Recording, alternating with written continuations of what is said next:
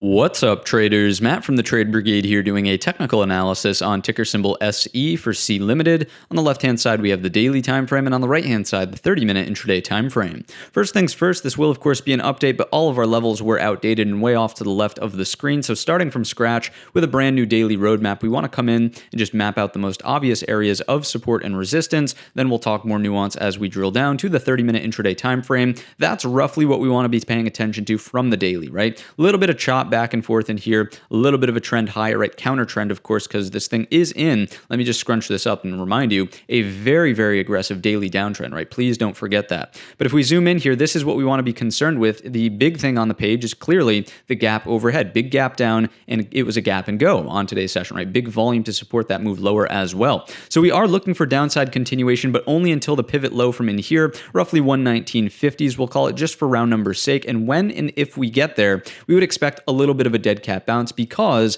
we're getting a 100% retracement with a gap in the midpoint there as well. And, maybe the shorts are getting a little bit ahead of themselves. It would be semi-logical to me to at least say, okay, there's a chance to stab long at this area for the dead cat bounce, but that's for the disciplined trader only with a tight stop loss just underneath. If we scrunch up the chart and look for a downside target here, let's go out to like a 2-year weekly. What do we have off to our left? Well, we're looking for targets under here. You can see the consolidation lows are roughly 104. Let's call it 105, right? If we go back down to the daily to illustrate some perspective here, you don't really want to be wrapped up in that trade if you're trying to be long, right? Off of the lows, I wouldn't want to give it that much wiggle room to come all the way into here and potentially continue and just do the sideways deal, right? And just continue the daily downtrend. That's why the long trade for the dead cat bounce, I know it's like catching a falling knife. It's why it's only for the disciplined trader. If we take a look at the 30-minute intraday time frame here, this is why I think we do have opportunity for lower. Big drive lower off the open, obviously. The retracement didn't really come back up and get us anywhere close to the overhead gap. Instead, we clearly have a lower high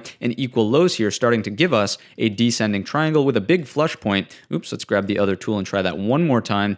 Big flush point around the lows of days. Basically, if 128 breaks, flush this thing goodbye, looking at the move into about 119.50 as we pointed out, and from there we can monitor for the dead cat bounce. If this is going to turn around and make a bullish move, it's got to produce some sort of double bottom. I wouldn't even really be looking for the neckline breakout. I would start watching for the break of 140 to just get us into the overhead gap here. We know that there's a lack of structure there, so that's really where the doors open up for the long-sided trade. So patience is the move if you're looking for longs inside of SE. That's going to wrap up the video. If you enjoyed it today or learned anything new, let me know in the comments section or by giving the video a thumbs up. Don't forget our main channel is linked in the description, and all of that being said, I wish you a green trading week.